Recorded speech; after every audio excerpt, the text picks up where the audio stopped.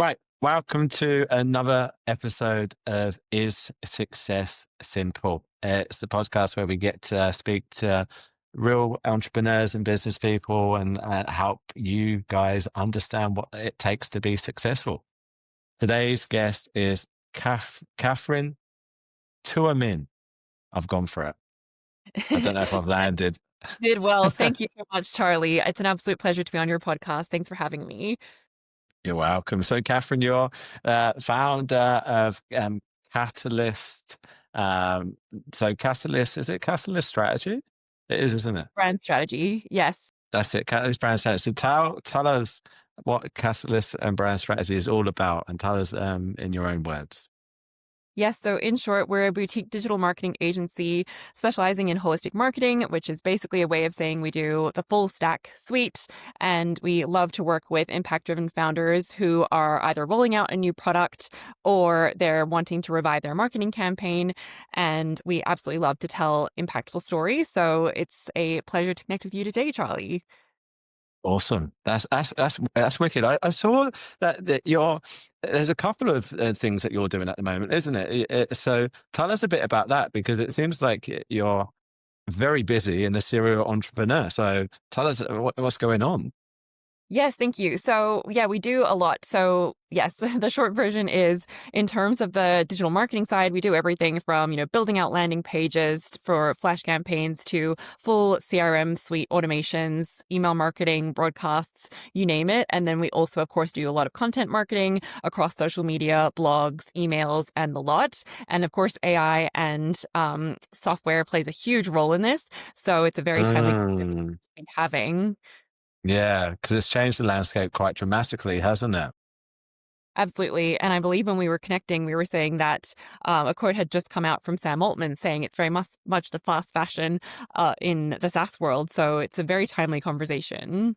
What have you noticed? Because obviously for the business has been going on for, I think it's 3+ years now. So what have you noticed change in terms of the marketing and now the AI revolution has come? How have you noticed that impact from a marketing point of view and also from a consumer point of view? Absolutely. Great question. Yes. So, from a marketing standpoint, I mean, I have to use examples like Cluey or Cluey.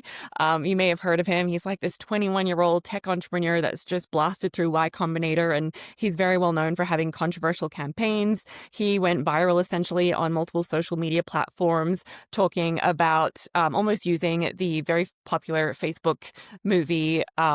Called The Social Network. And he rolled out his campaign to kind of say, we'll help you cheat using our platform. And it's created huge buzz, lots of coverage, and led to incredible opportunities in terms of how much he's managed to raise in a very short amount of time. And that is just one example of how content marketing is now becoming almost like an industry norm and how it's helping people almost test and reiterate their products in a much shorter cycle. So when people think of marketing, sometimes they think of it as an after effect, like, oh, we'll market now that we've got the build done. But he was an excellent example of marketing as you're rolling out the content and shortening that cycle through and through. Interesting. It's really fascinating because I think it's also had an impact from the consumer point of view in terms of a lot of people are because you've got the social media aspect. Obviously, that's increased significantly, influencers and so forth. Hmm. I do think from a content point of view, I think that it's slowly coming in where people are starting to question what they're seeing and whether it's real or whether it's not. So Hmm. how have you navigated that? I'm really glad you're asking that. Yes, because that was one thing that, came up, especially in his campaign around, promising to cheat. And then now he's had to almost try and erase that word Right. from his press because it wasn't something that he could align with legally and otherwise. So it's a fine line between doing something for virality and for hooks and getting the attention and initial users versus really long-term customer acquisition and long-term brand representation. And obviously, as you just touched on, trust is at an all-time low from a consumer Yeah. standpoint. So it's often not worth just doing something for the buzz or for the hooks, when it could compromise your overall brand credibility and trust. And so I'm really glad you mentioned that. And, we're seeing that in terms of even things like click-throughs, conversions. People are hesitant to kind of make that deal or follow through if there is that initial trust built. Yeah, it's interesting you say that because it's the click-through rate. Because people now now not only understand is that when they put their details in, they're not just thinking about the business reaching out to talk to them about what they're interested in. They're also worried about where their data is going to be passed on to and start getting cold calls, etc., etc. So I, I I think about it as I'm talking with you, and I think from a marketing point of view, it must be this time that we're in now must be one of the most challenging times there's ever been. Absolutely, and it's also one of the most, I guess, fun for marketers because, we're needing to kind of reiterate and change and brainstorm and come up with solutions as rapidly as possible with the greatest kind of minds that we can. So it's definitely a very interesting time to be in marketing and SaaS and otherwise. And I'd love to hear also about your experiences in terms of this particular period. Yeah, well, my experience has been in sales for close to 15 years, and I've had plenty of discussions with people on this platform where I think how people like to be sold to has changed so dramatically that it's unrecognizable. And Hmm. why I say that is because you look at the olden days in terms of how sales was is done. There's a negative connotation against it now, Right. right? And I think I firmly believe people don't like to be sold to. They Hmm. really don't, or they. Sorry, maybe I can change that. It's not that like to be sold to. They understand the basic level of sales techniques, and they don't like you using them against them, sort of Hmm. thing. If that makes Yes. sense. And so, what I think with now the AI revolution is that a lot of salespeople need to adapt. How to communicate, you have to adapt. You have to be more effective because you mentioned something. Trust is at an all-time low, and so people now, because of the information that they can get, not just from the internet but also from AI and ChatGPT, they come into conversations having better preparation and knowledge to know what they want and how they want to be treated. And Hmm. so I think it's so important from a sales point of view is that people focus on building connections and trust. And Hmm. then the, you then will solve a problem if it lines up. If it doesn't line up, then you're not going to do business. Right. No, I absolutely love that.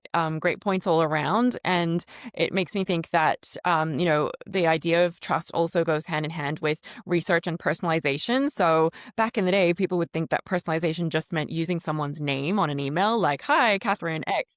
Whereas now, obviously, AI, you can take it a step further and do a full sentence where it's like, congrats on the latest award, or we love that Mhm. you've been featured in X. And that level of personalization helps bridge the gap between getting to know them, but the key is that there at least for now does need to be that human touch where someone has actually checked in to make sure the brand is researched and then carrying on that second touch point. So while it can be useful Mhm. to use AI to personalize and make those initial connections and almost break through the noise by having a personalized, truly customized output, it isn't enough when it comes to human one-to-one connections. We still need that For secondary sure. touch point, at least for now.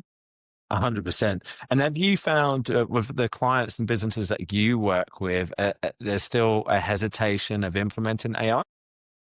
Absolutely, yes, actually. And it's hesitation and also a lot of unknown where even if people are kind of open, they're like, where do we even begin and how urgent is this really? And the short answer is it's urgent. Obviously, Yeah. the brands that are embedding AI into their systems are will be miles ahead of those who are using kind of latent examples of that.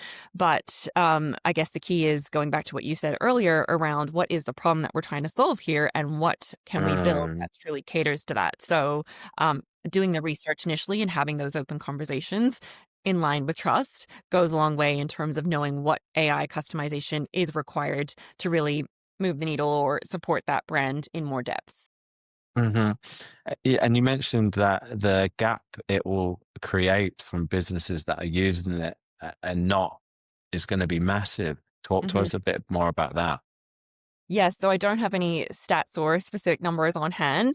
Yes, but it's absolutely true. I mean, many people have been using AI well before it was known to the public. I mean, examples of this could be looking scraping data, right? I mean, email scraping Yeah. data thing for ages. And so I think it's been quite interesting to see those who are like, oh, this new concept when actually it's been around, but now the use cases are becoming more common and much more diverse. So just to kind of put the ball out there, there's many different ways that this can be embedded from a marketing campaign, whether that is by replicating instead of just having to do one long form piece of content, that long form piece of content can be cut into, 35, 50 plus other pieces of content, which saves the founder time. And it means that you're able to Mm, scale up your content strategy with ease. And then, of course, there's the implementation. So instead of needing like a VA or a person to actually implement and schedule everything out, you can just do an end-to-end AI build that automates everything. And you as a founder are correct. only showing up once.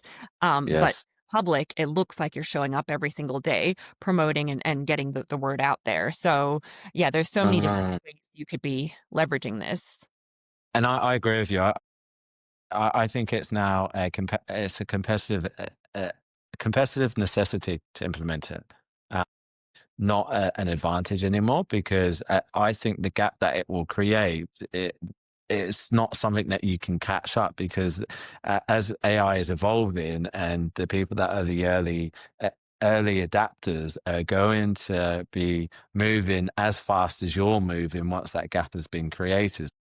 I think it is essential, and I think there's I saw a stat, I think, recently. It was like there's only 1% of the like the general businesses have implemented it, but like there's still like 90% of businesses that want to do it, but they have no idea where to start.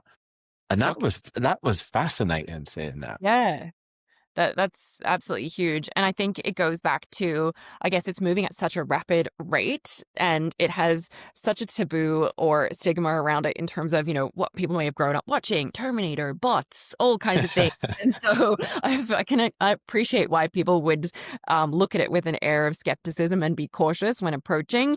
But much like anything that we don't necessarily want to look at, but it is important. Taking that Yeah. is key, and it becomes easier once you dive in. I mean, I would say if someone even dedicated like 24 hours, a week or so of free time to learning, they would realize it's not this complete Mm. global beast, and it is easy to tackle in various ways. For sure. No, I agree. And you mentioned something there, which I wanna get and take a little bit of a side step. You mentioned around taking that first step. Talk to us about your journey to get to launching your business, because I'd be intrigued to understand some of the hurdles that you had to get to be able to have the confidence to actually go into being an entrepreneur. That's a great question. Thank you. Yes. So, in terms of my journey, I was really fortunate. Even though we're based in Australia and I'm Australian, I was fortunate to tap into the US market basically from the get go. And the way I did it back then was, and I say back then as though it was forever ago, but obviously so much has changed since, was I went through, and it goes back to, right, data, user research, scraping. I went through every single Facebook group, every single kind of Reddit platform, forum, and I gathered as much market research and user data around what are founders, especially female founders, grappling with and struggling with right now in the marketing space. I have a marketing degree, and it was something I was familiar with, and I knew I could offer more value than just kind of copywriting as a freelancer. And so I was able to unpack some clear blockages in terms of so many of them had no idea how to even begin posting. It was overwhelming on top of their day to day kind of doing the work of running a business. And so a lot of it was around, well, how do I show up in a world that demands content from founders and otherwise? And so Hmm. that was what led me to kind of, I guess, advance my copywriting to not just be writing in general, but also to offering them more than that, which is the research component, the click throughs, and able to analyze the data points and then automate their systems in a way that means that they're working less and still achieving that impact. So it all kind of came Mhm. initial data research, as I'm sure many of us can relate with. And then, of course, just doing the outreach. So, having real conversations with people. Yes, I did send cold messages back then, but it was always with a touch of personalization, even before we started using AI more actively. Right. Wow. Okay. And so, when you started to do the research and find that there was a pain point in terms of businesses needing that support. Talk to me about, because there's so many people out there that have gone through uni, got a degree, then get into a job. They have this idea. They see a problem. They see their ability, their strengths, their knowledge can fix that problem, but they never quite do it. Hmm. Did you ever have any doubt? And if you did, how did you push through it so that people can hopefully, understand that and connect with that? Yes, thank you. Absolutely. There's always doubts. And a lot of that comes down to sort of like mindset and the personal development work. I mean, a lot of people liken being an entrepreneur or running a business as personal development, on steroids or expedited because, you're very much accountable for every step of the way and any blocks are on you, especially at the start. So I would say that probably looking back, one of the biggest things I had to appreciate was, well, firstly, if you're still in a kind of paid job, that's such a great playground, so to speak, to learn on someone else's dollar, and Mm, out. So, I would encourage almost like entrepreneurship in that company and figure out, well, where can you test out your skills for the business idea and apply it in some degree within that workplace without you needing to invest your extra resources and just yet. And mm, building up to that point of being willing to invest in your own resources, there are so many. I mean, we're very fortunate to have so many different free or low cost resources to start building that out, AI being one of them. yes. So keep it as lean as possible. Don't go for the fancy softwares. Don't kind of go for the kind of like tech that might seem necessary. And try learning as much as possible because that is ultimately the best investment when you invest in your personal development and learning All uh, right. for that. Yeah, I think that's a fantastic, fantastic thing that you suggested around um, implying it within your business, within the business that you're employed to first, to see if it works before. I think that's the first time I've heard that. I think that's really good, and because it's because normally people would use their paid job and then start on the side and try it there, but what you're referring to is, well, try it in your business, because if it works at that scale, then you've got that confidence to then go, okay, I've got data to back my belief. Absolutely. And obviously, err it with a side of caution. We don't want the business to own anything that you do, but Of it could course. be a good way to plant the seeds and, yeah, test it without basically on someone else's dollar and without needing to have further upfront risks or costs associated from your end within reason. Yeah, that's a really good insight.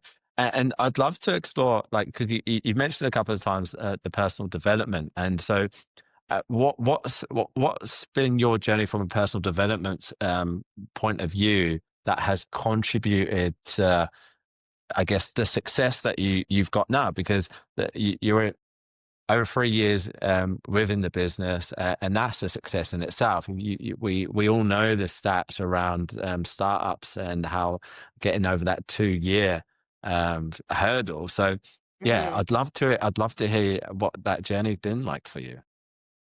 Thank you. I appreciate that. Yes.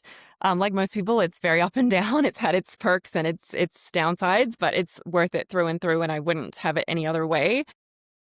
I mean, a lot of people can attribute it to having this inner curiosity or inner Mhm. drive to kind of figure it out and almost like this obsession with what you do. And I would say, obviously, that helps pull you through even the tough times. And then also keeping that big picture vision in mind and a core team and all of those aspects really help you kind of take it to the next level, as well as, of course, community and those who are even just 10% more knowledgeable than you are, that can really help you reach that next step. So you're not alone, even though founders often do feel like it is very much a solo piece. Um, Yeah. and I guess adding to that, my biggest kind of personal development learning was more around going back to the AI piece. You know, when I first started, I was working on a passion project around a healthy workplace culture, which was much more focused on tech and AI and the rest. And I was basically told, you know, where's your male tech founder? And so, you know, there was so many barriers and inner monologues and limitations Yeah. that Yeah. being like, oh, I'm not enough as, you know, a single trying to enter this space. And again, I think Yeah. that's so cool about the current way things are. You don't necessarily need a tech founder anymore with the no code, low code AI platforms. And it's meaning that there's a lower barrier to entry than ever for anyone to try bringing that idea to life. And so I would say, you know, Mm, ignore the naysayers and keep trying and pushing through because it really is worth it.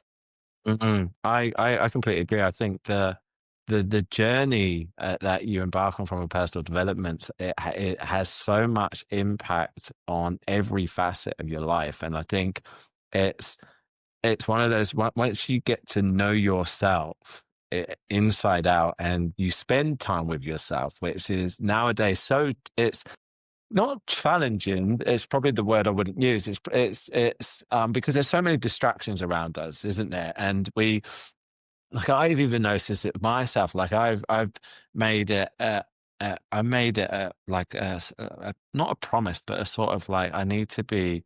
I need to do this purposefully around not listening to music when I'm driving, for example, or not, and just and it's really fascinating because unconsciously you want to do those things. You want to go on your phone because we're not used to being bored or being with ourselves.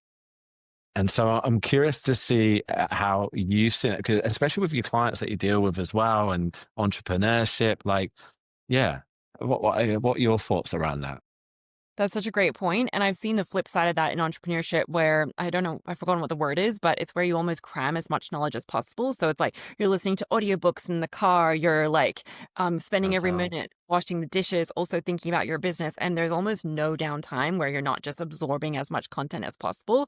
And I feel like, especially for entrepreneurship, you're almost feeling the pressure of being on this fast track sprint to just reach that next milestone and keep going, growth at all costs. But what I like that yeah. you touched on was if you're not taking a second to just sit in the silence and really process and reflect things, you might be growing, but at what cost or more, or, you know, Mm, move quickly, but in what direction? And so having these quiet moments to reflect really is fundamental to really make sure you're constantly acting in it from a place of alignment and heading towards what truly feels right for you and your business. wow, yeah, that is you just mentioned something there that's so important as well. The alignment and what feels right for not just you, but also the business. Can you can you help us understand what that means to you? Thank you. Yes. Yes, it's it's a layered one for sure.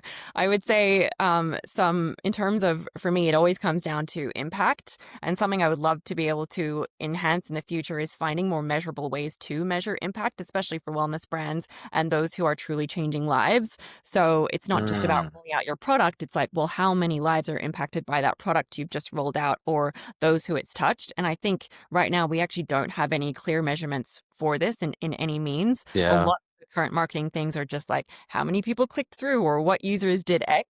And it's very two dimensional and it doesn't capture the weight of what people are building and what they're doing. And I think if we were able to have these impact measurements, it would not only hold founders accountable and celebrate those who are doing great things in the world, but also spotlight those who are potentially lacking in the impact piece and encourage more transparency across the board. Because if we're not able to Mm, measure, then how can we improve? So that's one of the biggest things I'd love to see from the marketing standpoint improved yeah. as well. I think that I think yes, I think that'd be amazing because I've noticed the amount of entrepreneurs that I've been speaking to lately that have big goals, but also want to make a change and want to make an impact. Is there's Mhm. quite a lot, and I think it's really interesting to hear though hear that side, because it does get lost, because we don't a lot of people don't communicate that voice as much. Like I was having this conversation yesterday, um, and with this CEO, and what he was talking about was that his biggest things is he wants to change the world. He wants to be able to, like, and that's what's driving him. And I think if there's more and more people like that, and that we can connect, then you do start to make a change. And I think in this day and age, with everything that's going on across in the world, I think it's so important. It really is. Absolutely. I love that message. And on that as well, I think it comes down to what you're saying around the impact piece, but also problem solving. And it's so great when people are solving complex problems that are desperately needed in this world. And I think that if we can spend less time focusing on little problems that can now be fixed with AI or automated, we can spend more time Yeah. on the complex problems and really making a difference in this world. Yeah, no, I love that. I love that message. And so, Catherine, tell us a bit about, like, you're Australian. Are you based in Australia at the moment? No, so I'm doing the digital nomad thing, and I'm also typically in the US for 6 months on the visa, and then Right. the remaining 6 months, mostly for tax reasons. So yes, it's a journey, but Where in it's the US? New York. Cool. Okay, cool. So, tell us. So, have you tell us a bit about that? Because, like, I'm as you can tell from my accent, is from the UK originally, and I've been in Australia for 10 years. And I coming over, I've had numerous of conversations around the mentality that migrants have when they go to other countries is quite different. So, yeah, tell me about that, your experience and so forth. Yes. Again, a very loaded and fascinating question.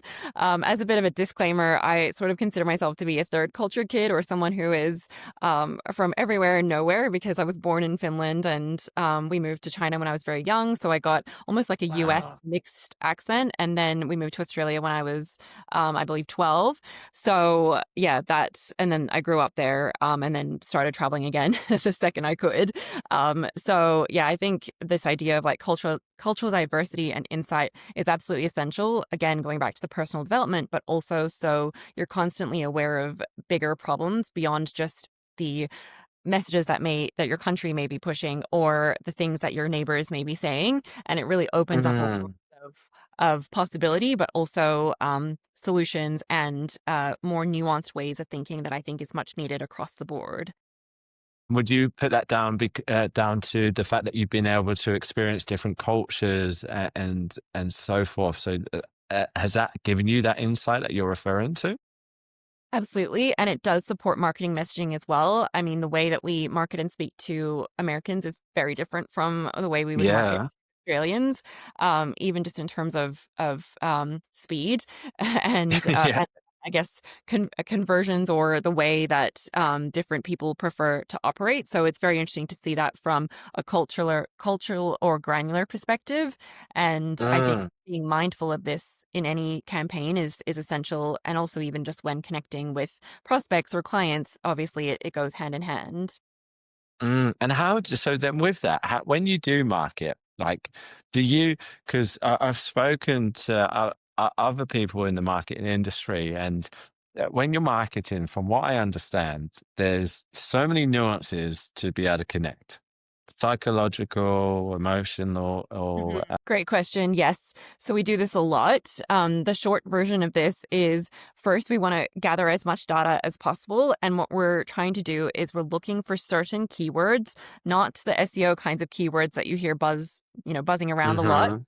Looking for specific psychographic words that your ideal customers use a lot. So, I mean, there's the founder's version of what their ideal customer is, and then there's the actual kind of problem ideal customer. And so by matching the data points with the I guess founder's version, we're able to identify what that gap is, or Okay. or where we can bridge that. And more importantly, we're able to gather the exact words that the ideal client might be truly struggling with. And that's the kind of golden nugget, because once you have those words, you can then start sprinkling that throughout all marketing collateral and key brand messaging. So an example of this, just to put it in more context, we were working with a founder who she thought her market was the luxury market. And so she kept using words like premium, luxurious, sensual, whatever.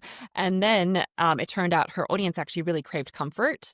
And that was the word that came through time and time again. They wanted comfort, they wanted ease in their life. And that isn't always necessarily synonymous with luxury. And so we actually pivoted and changed her messaging to lean more heavily on words that were associated with comfort, like soft, ease, Ah. like. And that's when we noticed a very significant jump in her site traffic, her performance, her click throughs, you name it, because we were able to truly get down to the granular details of what connected and what got to the hearts and minds of her ideal customers. Yes.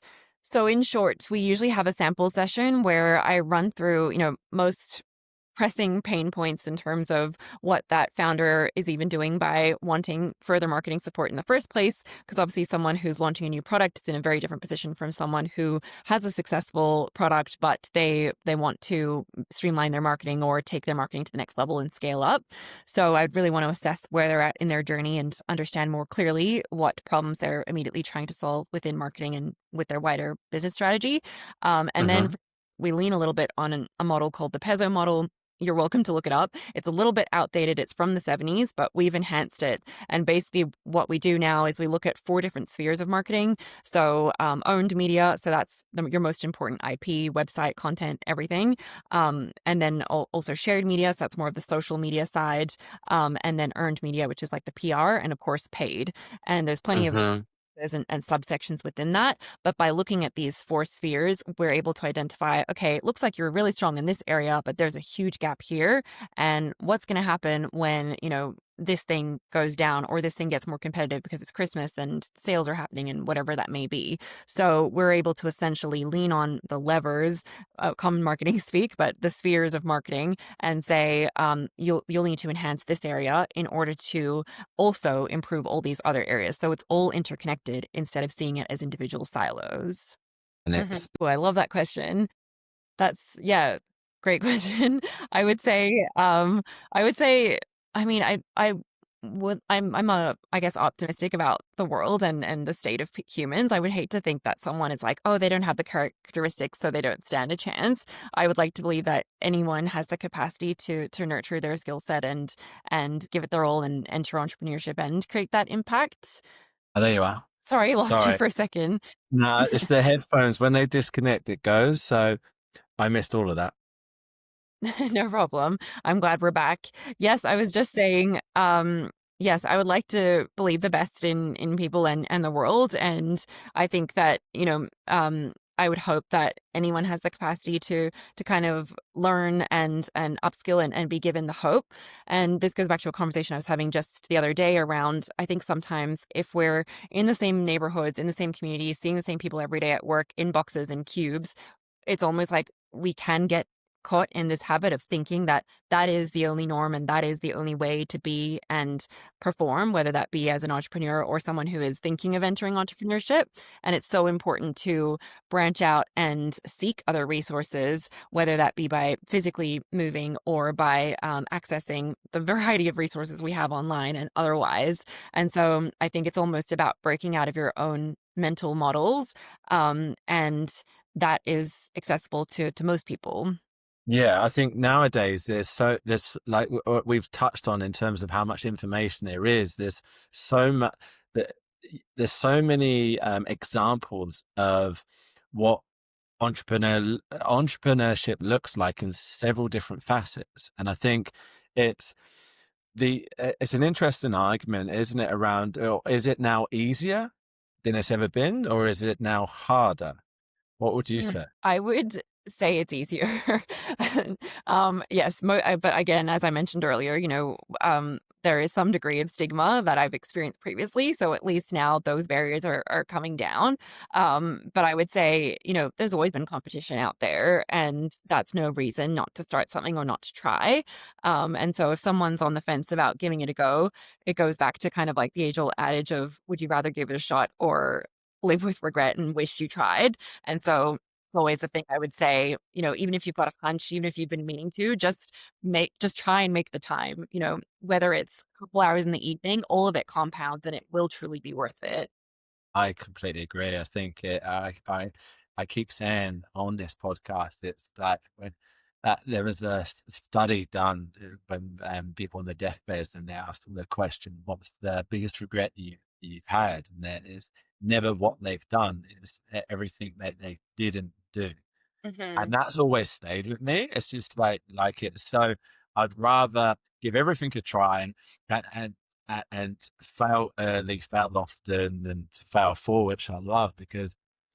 But it's interesting because I speak to someone before, Adrian, Huber, and he knew what is you. I think people either have a fear of failure or a fear of success. And what's interesting about that, like the fear of failure is, as we mentioned, giving it a go, trying, etc., etc. The fear of success is something I've experienced, where Yes. it's not as easy to put your finger on it straight away. And Mm. how I identified it was I started to get disin not disengaged, but my goal is here, for example, and then because I'm not where I think I am, I then question the pathway. I then look at other ways, and then what was interesting is when I'd get closer to it and I start earning the money, and I started to feel uncomfortable, and then Yes. you start to doubt that it's like you unconsciously start to see if it's worthy of you, and you feel more comfortable in the challenge, used to that. Yes. And so, how do you see that? And I guess, can you resonate to either one? Absolutely. I definitely relate to the fear of success. Yes, and it's such an important conversation to be having. I've done so much work around this. A few things that are helpful is to I like to think of it almost like as a threshold or as like a range that you can expand. So again, sitting with yourself and feeling what is that ceiling for you, and kind of like pushing against it actively. So that level of self awareness goes a long way. But also, I think it can really help to actually remove yourself completely in some ways and just go right back to the impact and that mission at its core, because then it's not about you, right? It's like, well, yeah, I need to earn this much because that's what's going to make all these lives more improved. And so when you're able to kind of separate yourself from the bigger thing that you're working on, it removes some of the like ick that comes with these limitations, and because you're really just doing it from your heart and from that impact piece. So that's probably the biggest lesson I've had to remind myself time and time again. It's like, I'm going to need to show up. I'm going to need to go and collect that award. I'm going to need to bravely advocate for my services and improve my sales skills and get over all of the hurdles that come with backlash and the rest. Yes. So yes, I think the impact piece is grounding. Yeah, and to add to that, it's also realizing how far you've come as well. Do you know what I mean? Taking the opportunity and and the moment to just sit and go, "Wow, actually, have gone. I've come pretty far." If you said to yourself back then, "This is where you'd be now," you probably would snap your hand off. So it's that understanding of. I always say and try to remind myself, "You're exactly where you're supposed to." Absolutely, that's very comforting and so true. It also makes me think of something else you touched on earlier around like celebrating wins. For example, a client of ours it's a new client and they just got their first 100 book sales, and they were like, "Oh, it's just 100," and they were sort of trying to downplay it. And I was like, "No, that's 100 people. Imagine filling a room with that amount of people." We're so used to seeing bigger numbers with social media and website traffic and all the rest, but it's a person at the end of the day, and every person counts. So I think coming back is a really great thing to celebrate. Sure. That's awesome. And so, Catherine, with where you're at now with your business, like what's some of the challenges that you're facing at the moment on a day-to-day basis or even in the industry? Yes. So it's something that I'm sure has been talked about a lot, but stepping away or using your time for better, high value tasks is a constant struggle when you really genuinely care about what you do. So because yes, you can outsource this. Yes, you can get someone else to do it, but you're also just so used to kind of being in the day to day of it all and giving everything your all that it can be, again, a mental shift to say, I trust the team. I can step away. They will do a good job and I can focus on other things to really scale up that impact. So that's definitely something I'm continuously working on. And a good place to start if someone's also in this area is to audit where your time is going down to every like 30 minutes or on a daily basis. And then from there, you're able to see, oh, did I really need to spend an hour going through EDA? And then they just filter me the best of the best, or even, create an AI system to automate that or segment it further. So yeah, there's so many different ways that we could be making better use of our time so we can create greater impact. Yes, that I think that what mentioned maybe is about is like that transition. I think is always the most challenging. I think that's where a lot of businesses fail because they don't they die with the business in essence, don't they? And yeah, I think it's a very good point that you mentioned. I'm curious though. You mentioned AI in there. How do you use AI to help with it? Absolutely, yes. So as I touched on earlier, it's mostly content at this stage.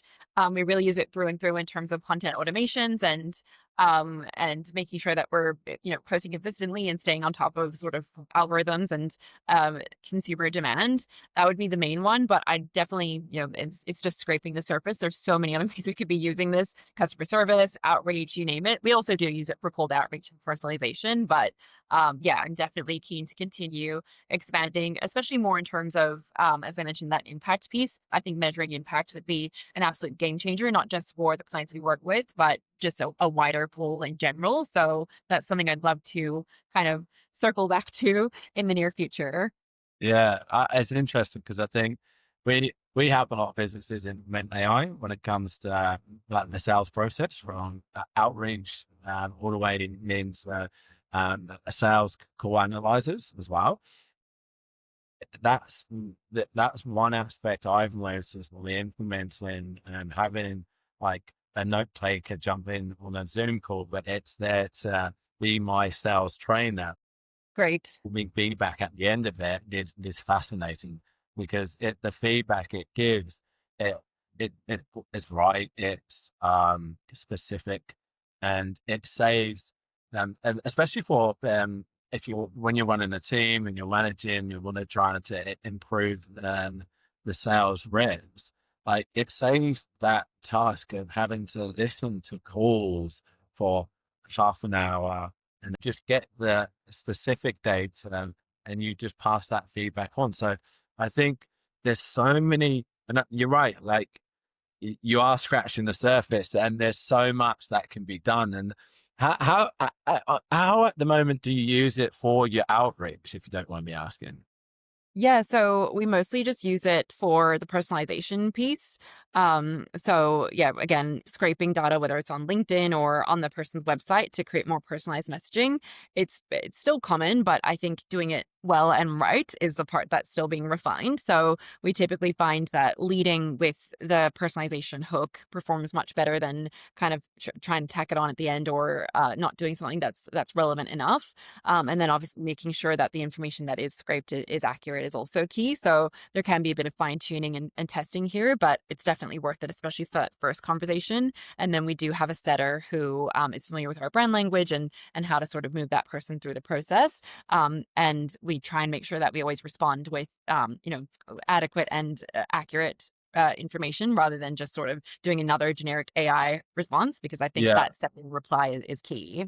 for sure. No, I agree with you because as we've touched on in different facets, the trust it starts with that first interaction. It's a big deal. It's interesting as well because I was going to ask you like this will segue us into the last three questions that I like to ask in every single call. But Yes. before I get to that, I wanted to ask you, what's the vision for your business? And yeah, where do you? That's a great question. Thank you. I definitely want to be able to measure impact in a way that hasn't been done before and advocate for ethical marketing, which is a very loaded subject and often sounds like an oxymoron. So I do see myself stepping more into an advocacy role as the business hopefully runs itself more and more. And then encouraging more and more founders to consider the ways that they can be truly creating the impact that they're hoping for beyond just the kind of marketing buzzwords that we often hear tossed around. And so I think there is a much needed wider conversation to be had on this, especially with tech and all the nuances that come with that. So very exciting and interesting space. And the other piece that I'm very passionate about is healthy workplace culture. So I personally believe that we're heading more and more into output over hours, a model of way of working, and Yeah, hopefully more corporations will catch up to this concept and we won't be fighting for having Fridays off. It will just be kind of normal to have 4-day working weeks, and that won't be cutting into payment plans or monthly salaries. Instead, it will just be weaved in because there's so many stats and facts that show we clock out after, I don't know, 5 hours or so anyway, in terms for of sure. how much. Yeah. Yeah, So it just doesn't make sense at all to be treating people as these worker machines when we now have much smarter yeah, machines of to be doing course. that. And so I think being cautious about weaving in AI in order to give humans more life is a conversation that needs to be had instead of just productivity, because at the Yeah, end of the day, generic versions of success that are a bit outdated now. I love that. I think it. I think that's yeah. It's so needed. Like you look at how outdated the working industry and the schooling system is, and it's all built designed to um, build and mold basically factory workers. Yeah, exactly. So I love that, and it's interesting. You're the second person that's been on this podcast that's mentioned ethical marketing. So what does that mean to you? It definitely means more transparency. There's so many different ways you can be fudging your marketing metrics and sharing misinformation.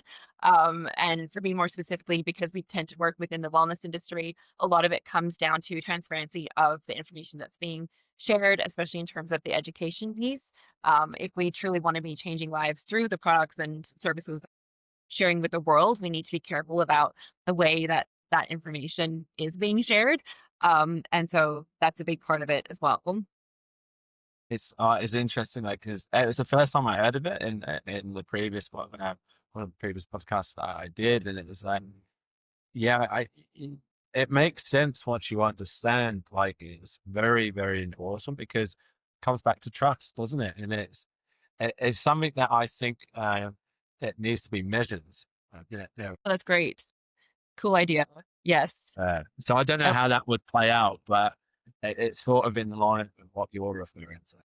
have to go back and listen. It sounds like a great podcast episode. Thanks for sharing. Yeah, Yes.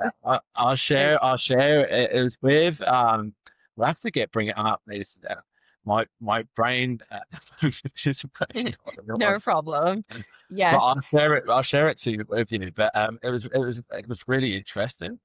Um, but yeah, Catherine, I'd love to transition into the three questions. It's something that we ask every single guest that comes onto the podcast.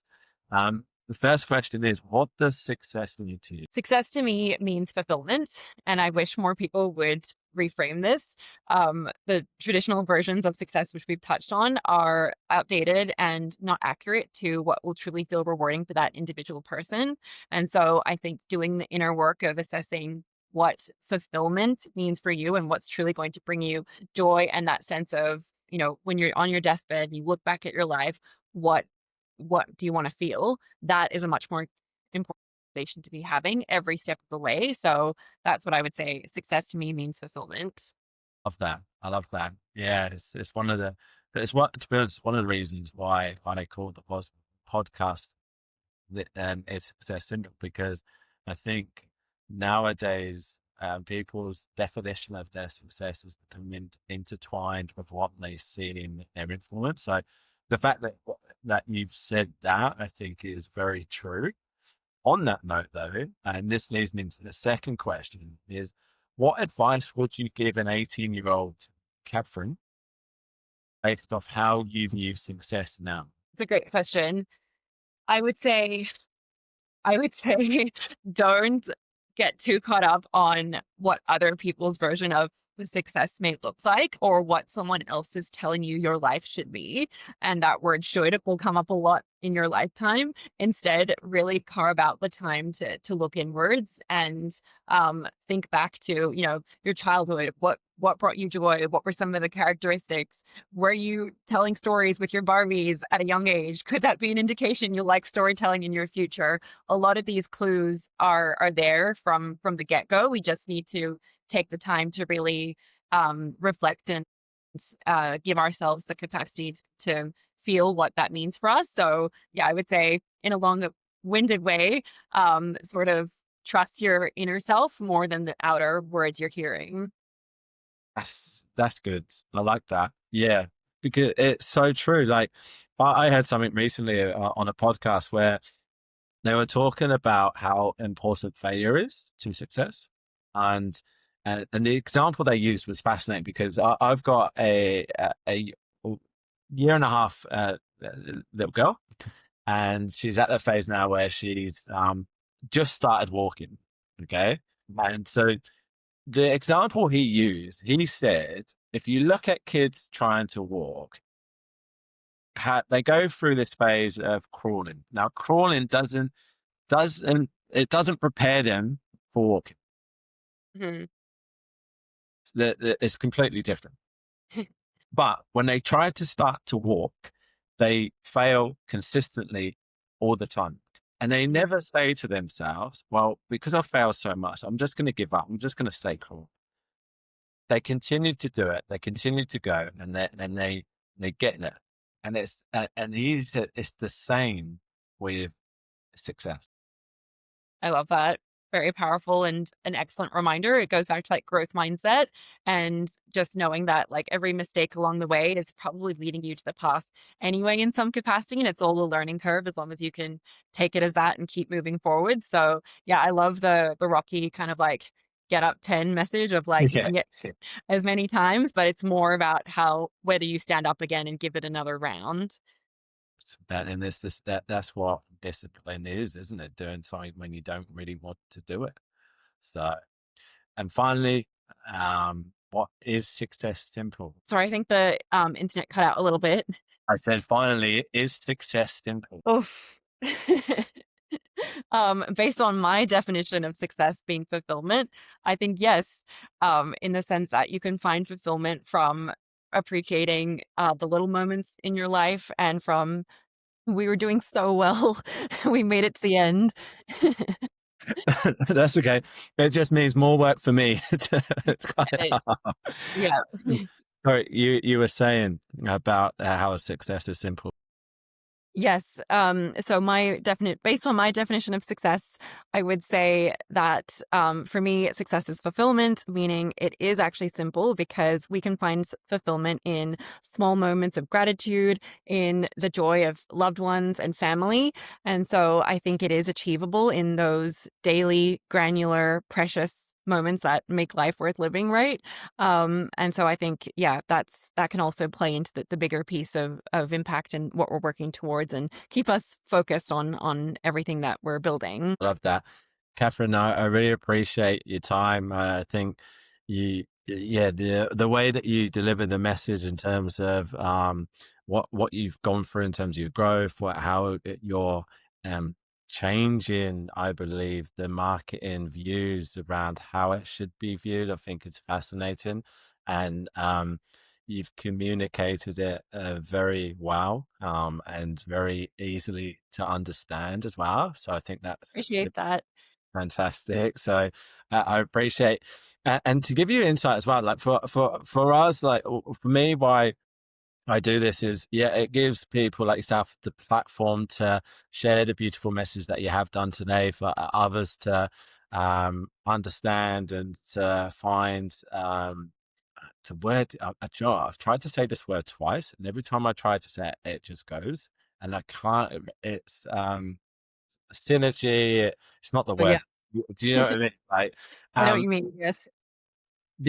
the other side as well is that because of the business we've started, it's about trying to help other businesses implement AI from a system process to implement AI to automate, increase outreach, sales, and so forth. We're fortunate enough that we can use this opportunity and platform to see if there's synergy, shared values, beliefs, to have an offline conversation.